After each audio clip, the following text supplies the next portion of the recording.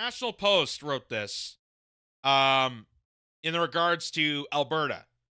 Because right now, Alberta, Saskatchewan, and a lot of BC is very tense about this election. Rightfully so. Rightfully so, the prairie provinces have every right to be tense about this election. Primarily the fact that the liberal establishment, Justin Trudeau, and parliamentarians in Ottawa have pushed away um, these respectable provinces that are needed as part of this country. They're definitely needed as part of this country, pushing more and more away in result of continuation of neoliberal establishment. So, National Post says hockey and nostalgia won't keep us together. Some Albertans say they are serious about separation after Liberal win. The Liberals' fourth straight federal election win keeps Alberta and Ottawa on a collision course. So, Alberta Premier Daniel Smith didn't immediately issue a statement when the networks called the federal election for Mark Carney's Liberals at 10:15 Eastern Time. As I stated at the start of this live stream, that is way too early. That is still way too early. Considering the amount of advanced polling they didn't count, considering that they're still counting for all the other ridings from like center of Ontario and westward that weren't anticipated. All they pretty much did was count for Atlantic Canada and a couple of ridings in Quebec, and they immediately announced that was Mark Carney. So it just seemed so weird. It seemed like it was staged. I don't want to jump the gun and go to some conspiracy, but it seemed kind of staged. But it's safe to say that is not all is claimed from the Western Front. The Liberals' fourth straight federal election win keeps Alberta and Ottawa on a collision course, raising the one unthinkable prospect of a referendum on the Prairie Province's separation from Canada. At a time of the election call, the Liberals were leading in just two of Alberta's 37 ridings. They could see just how disgusted and neglectful the Liberal Party is to Alberta and the reaction to how they vote. Cameron Davies, an ex-UCP organizer who supports Alberta independence, said he was disgusted by the Liberals' campaign use of tired national cliches, which he said made light of the serious issues facing the Federation. Hockey and nostalgia don't pay the bills. That hockey and nostalgia, it's not going to keep Canada together, said Davies. Without a reimagined confederation, there will be a strong separatist movement in Alberta, said Davies. Excuse me. Davies, who tendered his resignation to the UCP on Thursday, says he plans to spend the next few weeks having honest, difficult conversations with like-minded Albertans. Smith had warned heading into the election that a Liberal win could lead into an unprecedented national unity crisis if Carney didn't, within his first 6 months, undo a handful of Liberal policies that she said unfairly hampered Alberta's oil and gas sector. Albertans will no longer tolerate the way we have been treated by the federal Liberals over the past 10 years, Smith said in a social media post.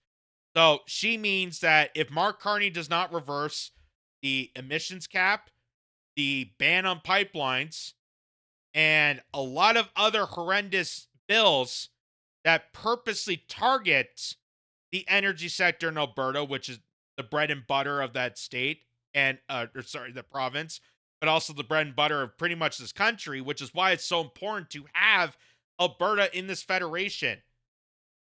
That's why it is very, very important to keep Alberta as part of Canada. I know people don't see it that way. They don't see the Western provinces as needed, but they advance a lot of Canada through their sectors, whether it being energy in Alberta or the farming in Saskatchewan, to advance the GDP. And considering that we are being harsh to them, we are putting endless regulations, we are clamping down on these industries, it's making it worse for the rest of the country. And it's a lot different than if, say, Quebec was serious about separation as well.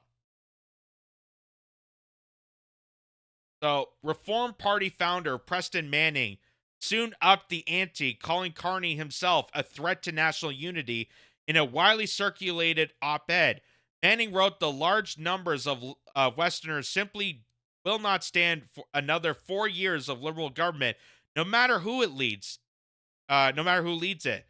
He predicted that if Carney were to emerge victorious from Monday's election, he would then be identified in the history books, tragically and necessarily, as the last prime minister of a united Canada.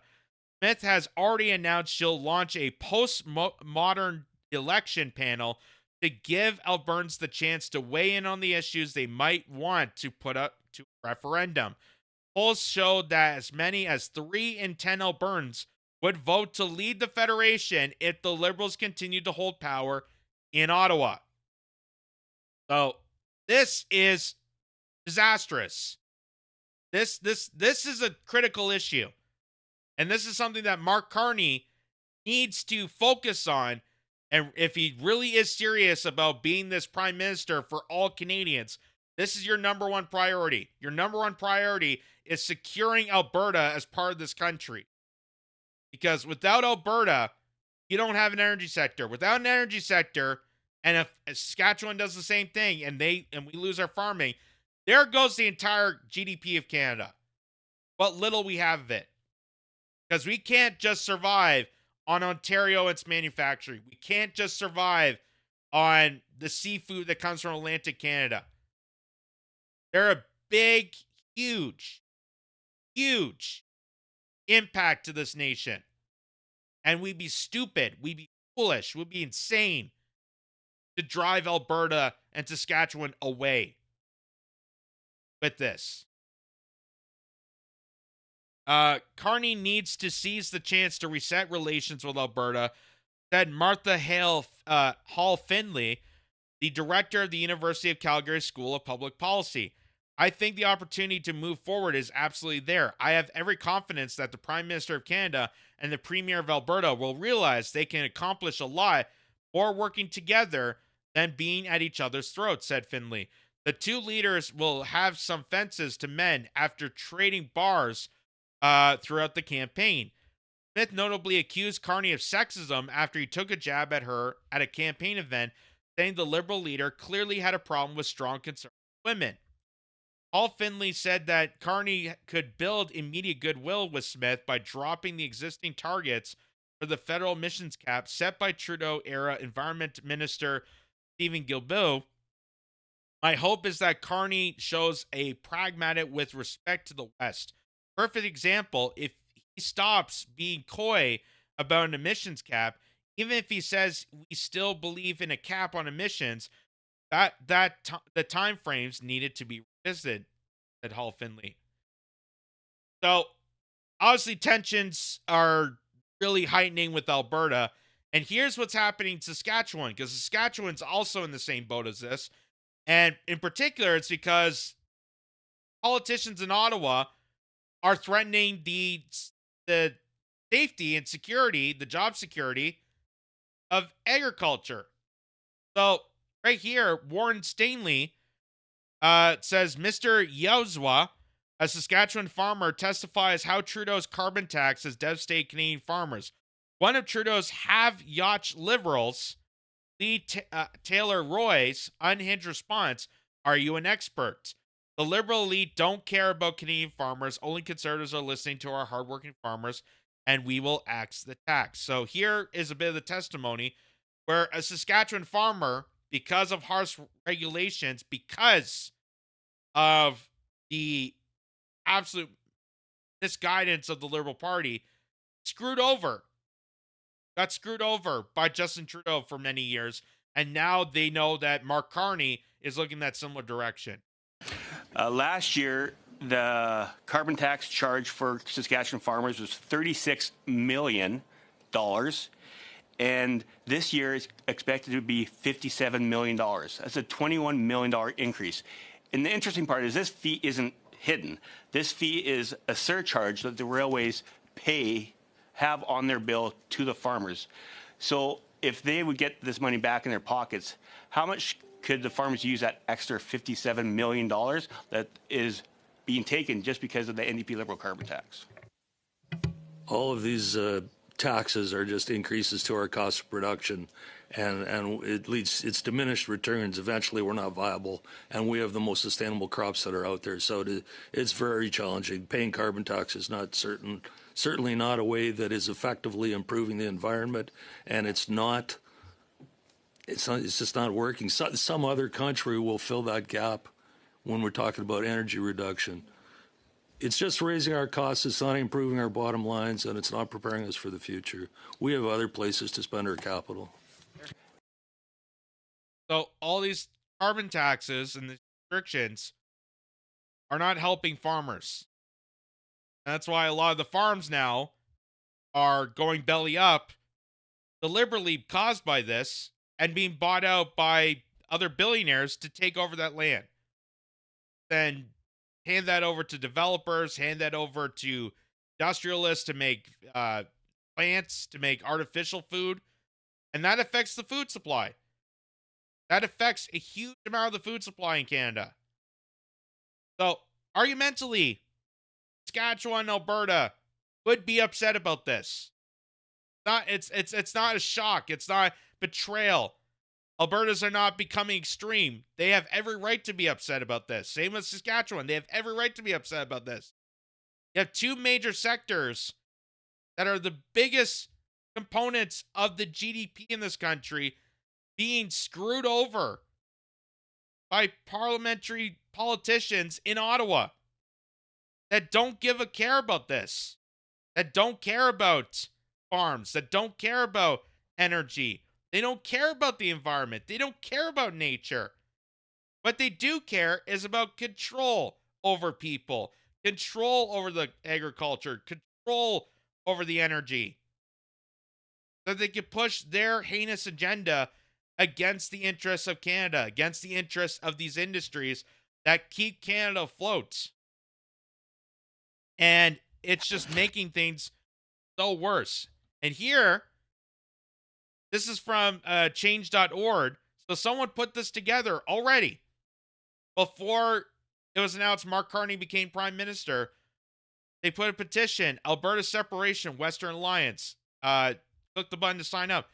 Look how many signatures already. 192,000. 192,000 within an hour that people are signing up here. That's because they get screwed over by the parliament in Ottawa to a sector that is utmost national importance in the country. We need Alberta in Canada as much as Canada needs as Alberta needs the rest of Canada.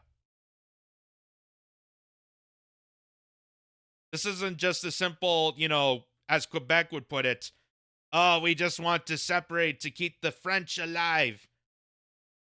This is about a serious issue. This is about the future of this nation, the future of Canada as a whole. We don't have Alberta, we're done. We don't have a Saskatchewan, we're done. We don't have BC. If all three of them, and probably Manitoba too, if all of these prairie provinces exit Canada and say they become the 51st state, Canada's done. The country's done. So that's why this is such a big deal. So MJ Truth Ultra says, am I hearing things, or did the wife of the new Canadian Prime Minister say Carney will make Canada poor? What did you hear of that? So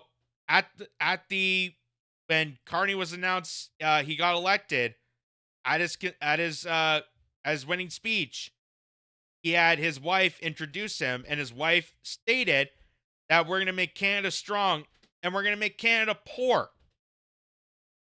And the crowd was cheering. The crowd was cheering. They didn't hear the poor part. They just heard Canada strong and started applauding. And unfortunately, we don't have the video to show you this, but you can check it out for yourself, that his wife, Diane Fox, I think her name is, Diane Fox Carney, openly stated that Canada is going to become poor We're going to make Canada poor under Mark Carney's reign. So, understandably, why Alberta, Saskatchewan, Manitoba, the BC is arguably very upset. And I would say a lot of Ontario too, because if you look at the election map, 90, I would say 92%, 93% of the province voted for Conservative. A lot of ridings outside Toronto and Ottawa were deeply voted Conservative candidates. But in Toronto, obviously more towards the condo class, obviously more towards Ottawa with the ritzy rich politicians. Guess who they voted for? And now you know the rest of the story.